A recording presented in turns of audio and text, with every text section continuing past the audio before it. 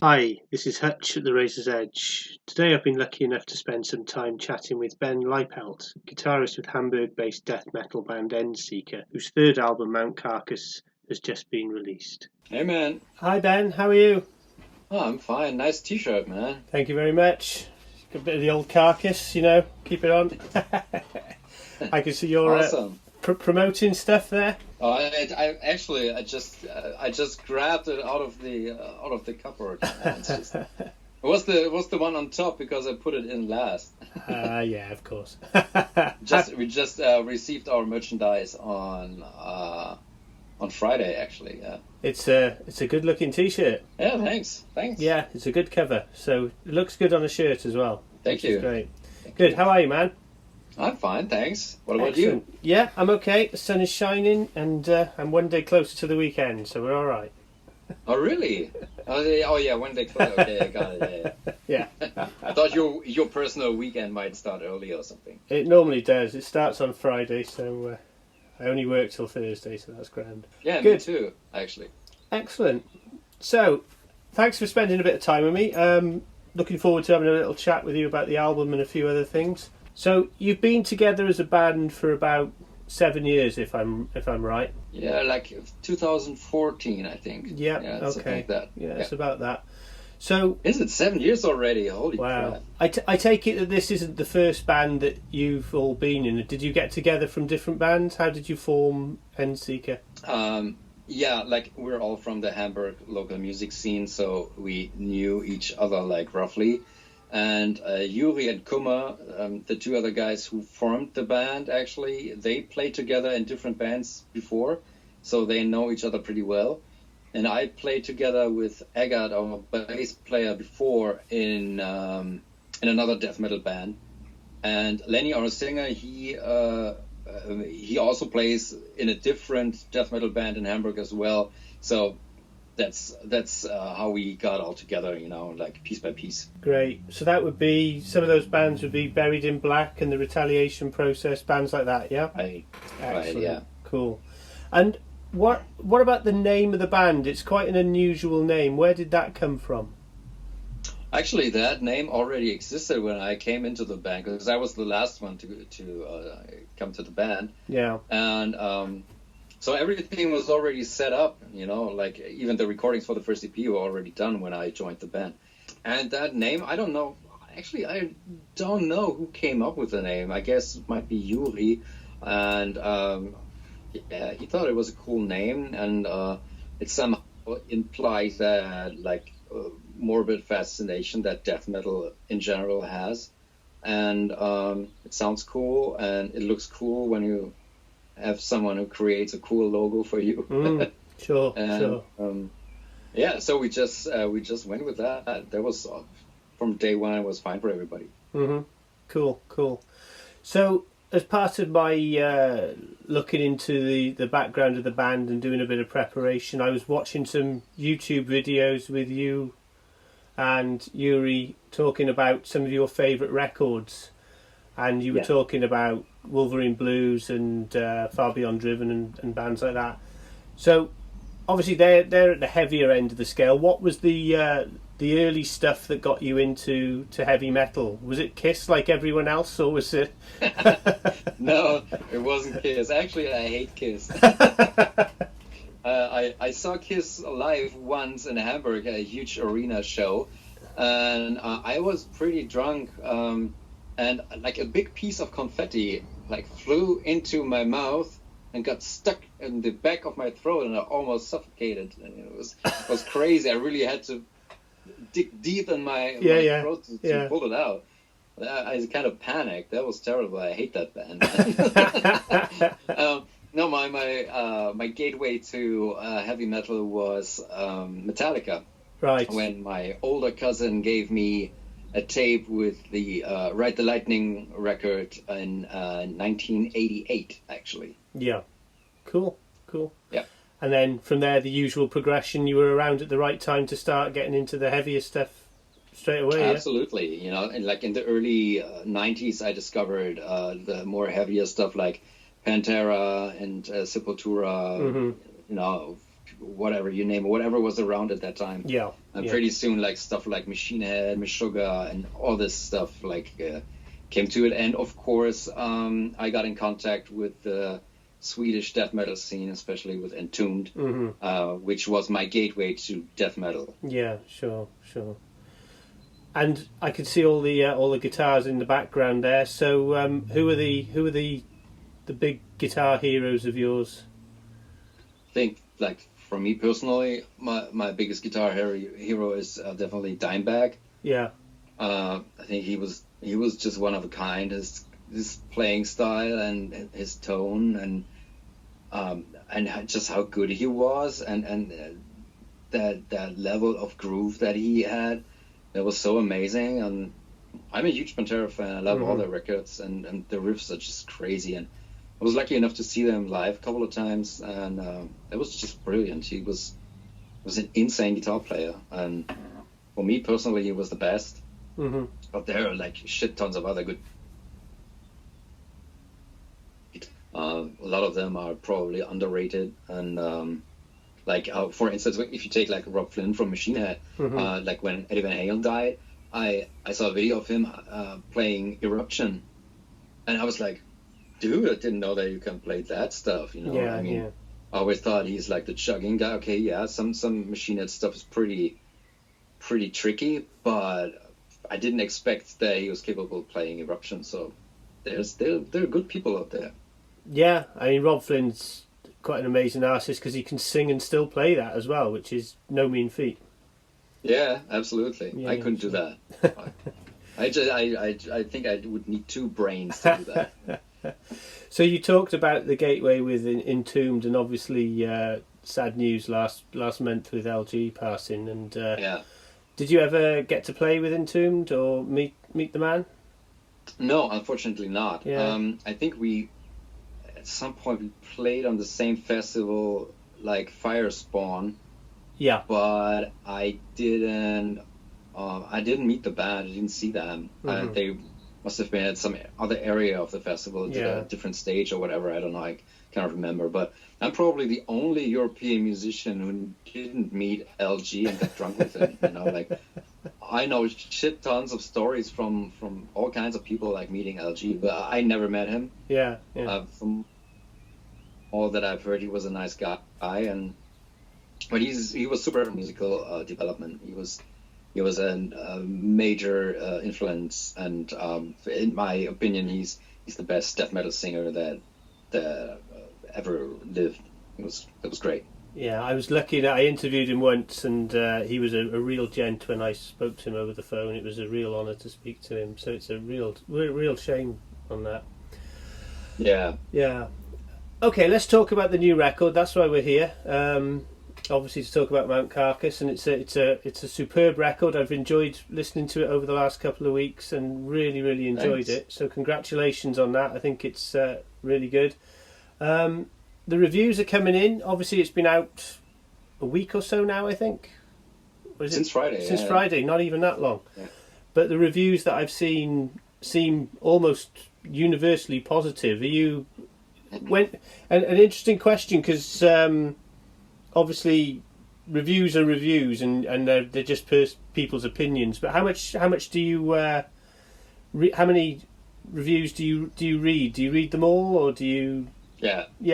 I try to read them all, just just to get a bigger picture, like, because when you write the record, you're in your bubble, and especially during this, your bubble is even smaller. You don't meet people, and you don't get that much feedback, and then you produce this record on your own, like in your chamber, and then you give it to the record company, and they manufacture it, whatever, and they send it out to all the journalists, and they are the first ones that can give you any feedback. So first of all, it goes out to all the print magazines, of course, and so their reviews and their interviews are the first response that you get, and that's okay, that's pretty cool, but you want to have like, do other people like that too? And as soon as all the other reviews come in, you try to see, okay, is this going somewhere, or like, is it just music for some people? But the feedback has been so positive, like all over the place, from all corners of the world. It's absolutely overwhelming and crazy, and way beyond anything that we would have ever expected. It's a blast. It's super crazy. That's great. That's really good to hear, and the fact that obviously you will have an expectation of what you feel for an album, but it's great to have people actually support and say this. Reinforce what you actually feel about your records. Yeah, sure. Like all the energy that you put in, and all the effort, and the sweat, and the heart and stuff, and when you get this positive feedback, it all pays off. It's not about the money or whatever, how many records you sell. That's not the point. But when you get positive feedback, and okay, how cool is that? People seem to like what we do, and as soon as we can go back on tour and play for people, that you will get this response like in person in a club. And that's the best thing about it. That's what we're living for. Sure. So obviously this is your third record after The Harvest and Fleshhammer Prophecy. You recorded this in slightly different times. I'm trying to skirt around the pandemic as much as possible because I'm fed up of asking the question as much as you probably are of answering it. But if I'm right, you did record it during the pandemic, and right. What kind of problems did it cause you? Actually, the whole process was even smoother than without the pandemic. Because we were all just focusing on that exclusively, because there was no distraction. We didn't have to play any shows. We didn't have to prepare for shows. There was no spare time amusement. We couldn't go out at night and get drunk instead of practicing and stuff. So that was impossible. So we were just focusing on our record, and we were so well prepared when we went into the studio. Before we went into the studio, we talked to the authorities, like, are we allowed to go there? Is this a professional production? Blah, blah, blah. So some kind of work. And yeah, sure, we were allowed. Obviously, we weren't allowed to be everybody in the studio at the same time. So we had to take turns. And we had to give them a hygiene concept and all this shit. But yeah, it worked out really good for us. And we had a very smooth production process. Recording was great. It was good fun. We really enjoyed that. That was the good side of all this shit. Sure. So talking about the themes in the album, one of the main ones obviously focuses on what I would say is man's greed to get to the top at any cost. And one of the things that you've used as a metaphor is the comparison with climbing Mount Everest and climbing over people's bodies and the corpses on the mountain. And I read a book called The Death Zone, which talked about that. It was a graphic novel about a real life account of climbing up there. It's a brilliant metaphor. It really works on so many levels about paying 40,000 to climb a mountain to take the world's most expensive selfie photo and things. But and just to show off. Exactly. But where did that concept come from? Because I can see where obviously it's nice it's a good comparison, but actually to get the thought, where did that come from? Who was behind that?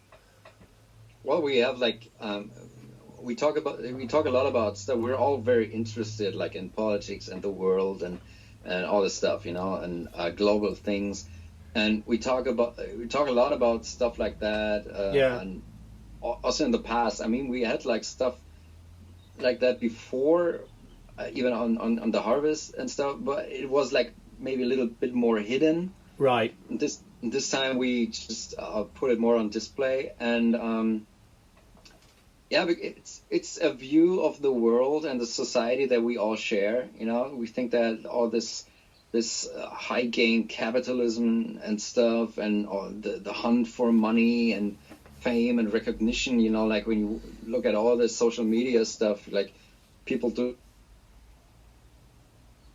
the work to get some attention, that's pretty crazy. It's a little weird, as a musician who also wants to get attention and an audience are saying this is weird, but I don't know, art in general is maybe something different, but as you said, like they're like super rich people paying like a fortune to get on top of the mountain, risking their lives just to take a photo and tell all your like snobby friends like, well, I've been on top of the world. Yeah, it was a great adventure, man. I really. Yeah, sure. And you're walking past these frozen corpses left and right of your path. I mean, it's like It's yeah. It's extreme conditions. You can fucking die up there. It's insane, isn't it? Yeah. It's crazy. Yeah. So and yeah. Oh, sorry. No, that's... Sorry. It just and this also transfers to all the economy, all this stuff. Yeah. Like and it's totally out of control, and we think that it's getting worse. It feels weird, and this is just our thought on it. It's not like we're saying stop doing this or whatever. It's, hey man, the world is sick, the world is insane. That's fine. We just have a thought about it, and we let you know what we think. That's it. Yeah, sure. And I think a lot of people would agree with you. The two videos that you released before the album, or certainly before you released the title track, yes, were about as far apart as you could get. So you directed, if I'm right, you directed Unholy Rites, which was the vampire one. The zombie one with right. With the quite unexpected ending, if I'm right, because all of a sudden you think, oh well, that's finished, and they've been dancing around and that, and then obviously the eating of the guy happened, and then you've obviously you've got Count the Dead, which is very political. It's very strong messages, and when you watch it, you're suddenly thinking, shit, this world really is in a bad way. When you see all the images and the montage and stuff, were you involved in that one as well? Yeah, I did that. Yeah, because it's my I'm a video producer, so that's my day job. So yeah. So obviously you've got particular messages to get across. So obviously the Unholy Rites obviously look like a bit more fun to actually to get sorted. Yeah, we didn't want to start the record off with something that is too head heavy, or too depressing, and when we wrote Unholy Rites, we felt that the whole song itself has like kind of an positive and an uplifting vibe. I used to call it like the party death metal track, because I don't know, it makes me want to dance, when I listen to that song. So and I wrote the lyrics for it, and I wanted to have something that was very cliche and very well-known images, and stuff like that. So I went for this zombie kind of thing. I always wanted to write a lyric like that. That was in my head for a while, and I thought this fits perfectly. And then when we were talking about like putting out the first single, we thought this is the best way that we can introduce the record, because the song itself contains a lot of elements that reappear on the other tracks, and it's like it puts people into a good mood. Mm-hmm. And this is maybe the best approach to the new record, especially in these times. And shooting the video was great. It was a lot of fun. It was freezing cold, unfortunately, but it was we were laughing so much, like with all those cheap special effects. And, they're really crappy, but that's all intended. We wanted to keep it super simple and goofy, and we wanted people to laugh and enjoy it. That's why the guy at the end appears. He's a good friend of us. He owns a bar in Hamburg on St. Pauli, and he's this is like the bar where we used to hang out. Yeah. And so we asked him, hey man, you want to be in there killed and eaten by zombies? And he goes, yeah, for sure. Of course, let's do this. So yeah. And it's a really good song to open the album as well. It really is in your face and grabs you and pulls you right in. So I think it works on every level. Yeah, thanks. Cool. And of course, around you've got the title track with the political themes and the other themes, but you've also got the track about the bear that ate the cocaine, which yeah, that was awesome. We came across that story at some point in the tour bus a couple of years ago. I think we were somewhere around the Munich area on tour, and somebody read an article about that on his phone and was reading it out loud to all of us, and we were laughing so hard because like this this bear who eats this immense amount of cocaine and dies from it, obviously, and then he ends up like, and I don't know, you know how the story continues after that. He got stuffed and is now standing in some kind of shopping mall with a sign around his neck. And this is all so bizarre, you know. And when we read the story, we thought, hey, we have to make a song about that. This is so cool, and I can imagine a pretty cool music video for that, by the way. But funny enough, it's just like, I think 2 weeks ago or whatever, I read on the internet that I think Universal Pictures or something is going to make a movie about that fucking bear. You know? Wow, that'd be amazing. I think the working title is Cocaine Bear or whatever. and I don't know, you know, I mean, like, we're a super small band, so I think there's no chance to contact them. You know, it would be great to be on that soundtrack. I mean, absolutely. How many bands have made a song about that? Yeah, absolutely. It's brilliant. And I was looking it up today, and some of the things, like one of the guys that bought it apparently had no idea what the bear was about. So he's got this stuffed bear in his house or whatever, and he has no idea that this bear has shoveled all this cocaine down him. So I really try to imagine how that actually took place. I mean, like, eating that much cocaine. I mean, this is just a lot of stuff to eat, and it's powder or whatever. You know, it's not that easy for a bear to eat that, and he must have eaten that very fast. Otherwise, he would have overdosed way too quick. Yeah. We'll never know. We'll never know. We'll never know. He took it to his grave. Indeed. And you've also done a very interesting cover with the Escape from New York track, which is probably as bizarre a cover as I've heard on a metal album for a long time. So Okay, cool. I mean, I'm a huge fan of. It's great. It's a good cover. I was listening to it earlier on, and I thought, right, let's listen to the original and refresh my memory, because I haven't seen the film for so long. But yeah, it works really well. Thanks. Yeah, I'm a huge fan of the movie. I've seen it as a kid. I don't know. I might have been like 10 years old or something, and I was absolutely blown away by that movie. This dark dystopia and all the violence and brutality and like the decline of society on this prison island, like with all the prisoners just left by themselves, no guards, nothing, you know, no law and order, and it was so sinister and scary to me, and then this music was so haunting and eerie. It got really stuck in my head for weeks and weeks, and I couldn't forget it. And as soon as I picked up my first guitar and started to learn playing the guitar, this melody was one of the first things that I learned to play, and I played it ever since. I mean, it's like more than 30 years now, and I always wanted to do something with that. I always thought it would be great to make a different version of it. Yeah. And then during the songwriting for this record, we have like a tradition in cover songs. We always have a cover song on our records, and I thought, it would be great to have something totally out of the box, something totally different. No metal song, especially no death metal song. Something. Then I came up with this. Like, I made a small demo, just a very rough thing, and I played it to the other guys, and they were like, "Oh, that's great. That sounds cool. It's a great atmosphere. Let's try it."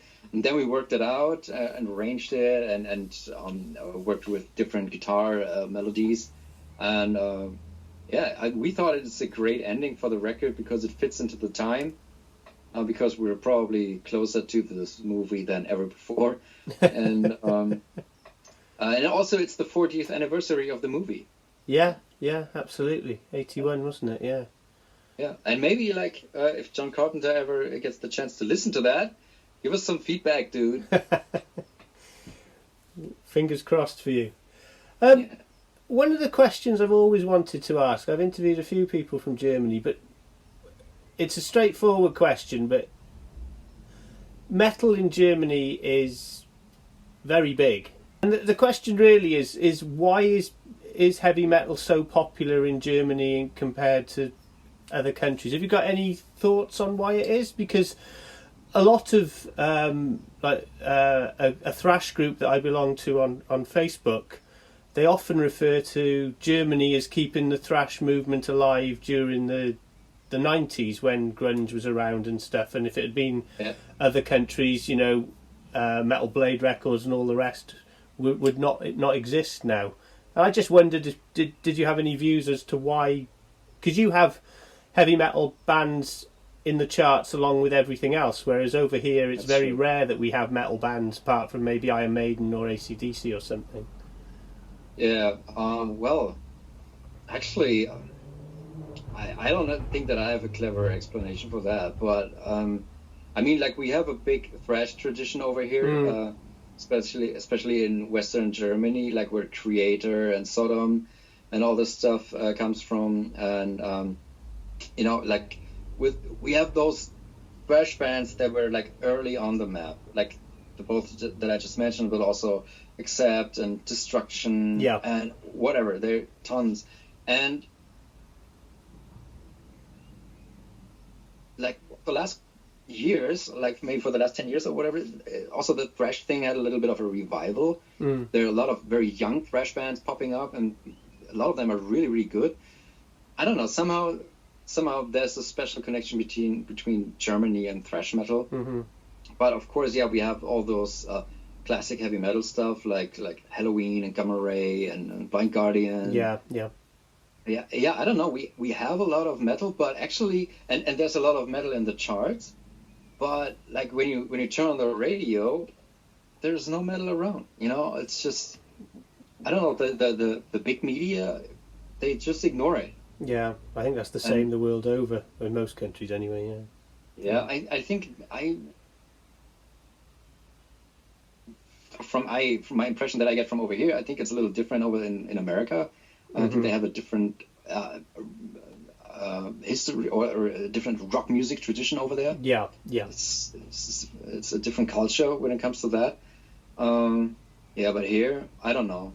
It could be better, but I mean, like, we have super big metal festivals, which is awesome. Like, of all kind and all sizes, and that's pretty cool. I cannot complain. And as I said, like, the feedback for our record is pretty great, and that's also because we have a lot of death metal fans over here. Yeah. I was going to ask you about the death metal scene in Germany, because obviously death metal has its strongholds, Sweden and America, and then you have the kind of Bolt Thrower and Carcass from the UK. How big is the scene in Germany at the moment?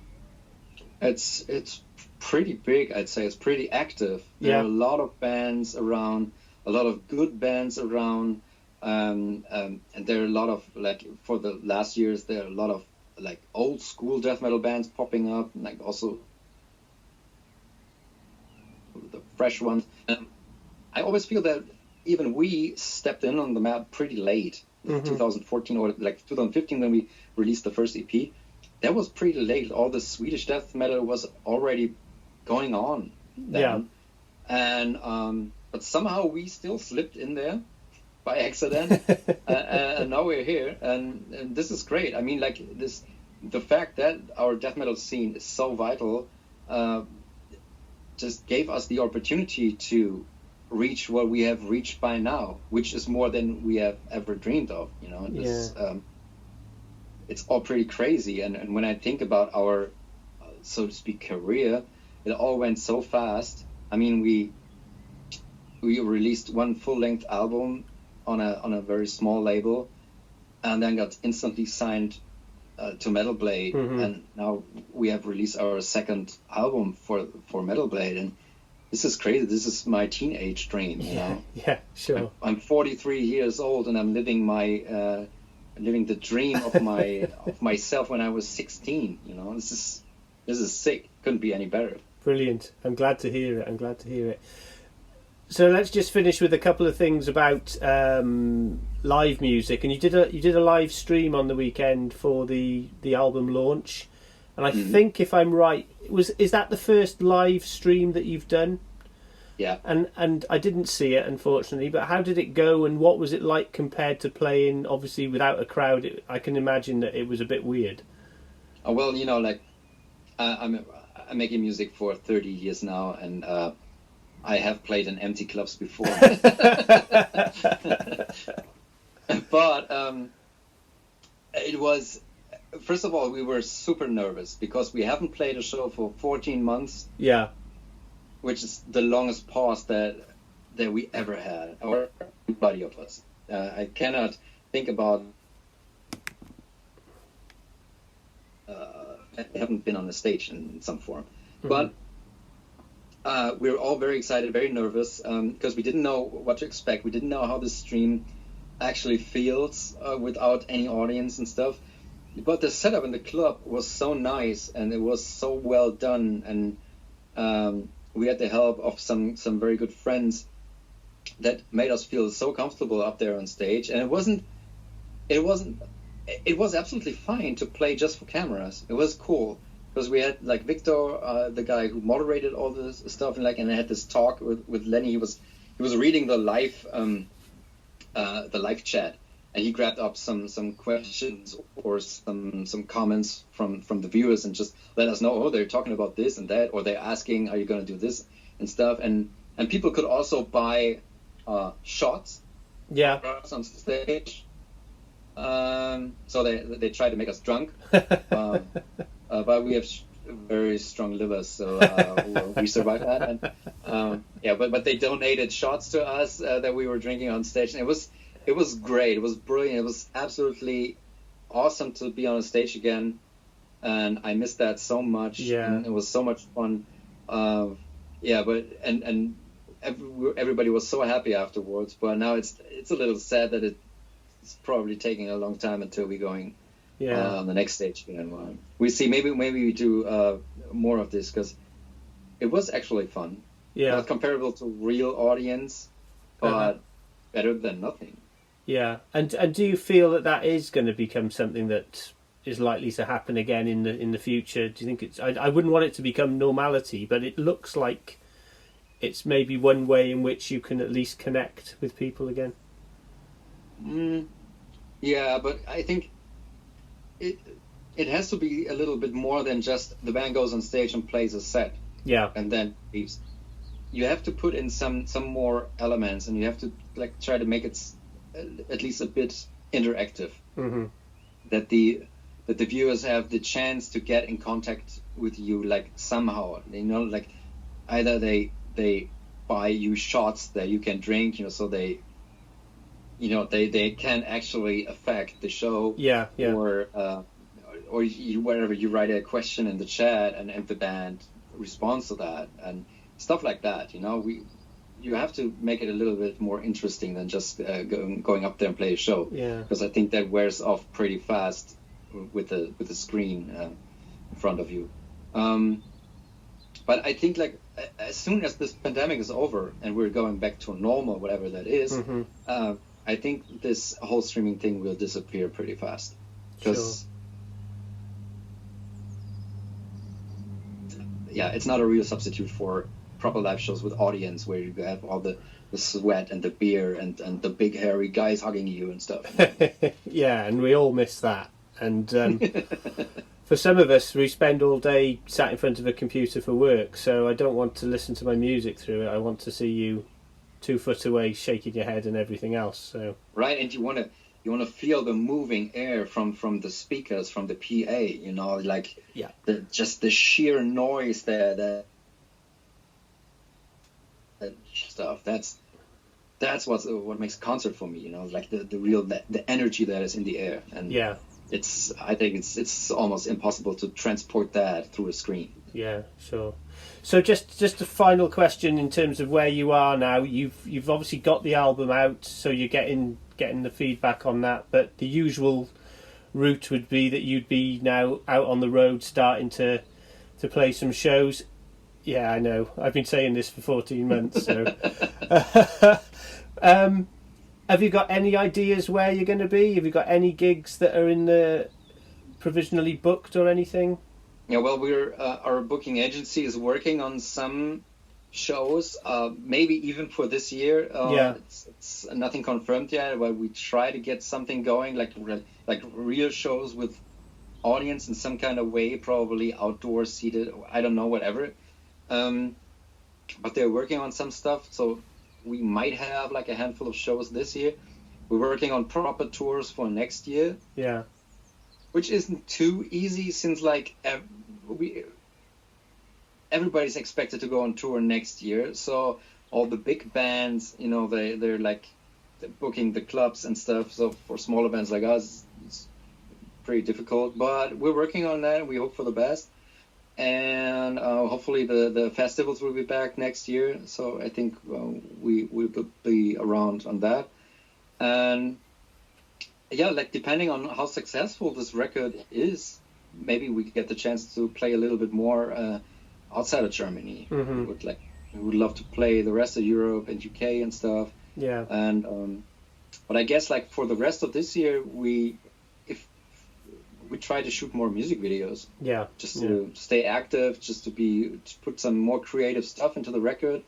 Those like visuals is also like adding another dimension to the music, I think. Yeah. Yeah. And it's fun to make music videos, and yeah, so we can try to keep in touch with the fans through that at least a little bit. Sure. And the videos are important for that connection again, yeah? It's a different way of doing it. I think so, yeah. People like to see stuff, you know, and cool videos. And as I said, you know, like I think Frantic Redemption could be a very funny video. I have some stuff in mind. Yeah. But I don't know what the next music video will be. We haven't discussed that yet, but we're all focusing on this week now because this is the release week, and I don't know. The label just told us it's looking kind of, or there is a chance that we might appear in the official album charts on Friday. Amazing. That'd be brilliant. At the end of this week. Yeah. And this would be like, you know, we never cared about charts because charts was something for other bands, you know, but not like old school German tiny death metal band. But now I know there is a chance that this happens, and so we have to just wait and see what's going on. And Friday could be a day of celebration, and so we wait for that, you know. And next week, when all the dust has settled and stuff, we will just meeting, and then we talk about future plans and what's the next project. Sure. Well, I wish you luck, man. I don't think you need it. The album is another cracker that I've listened to this year, so congratulations again. And thank you. I shall keep an eye on your social media and see if you do get into that chart position, which is fingers crossed for you. I think if that happens, we spam that shit all over the place. Yeah. It's been a pleasure to speak to you, Ben. I hope to see you on a stage at some point, and I'll be sweating in front of you. So awesome. And if you are at a show of us, then show up at the merchandise afterwards and we pop some beers. No worries. You look after yourself. See you again. Thanks, you too. Thanks for taking your time. No worries. Take care, man. You too. Bye-bye. Bye.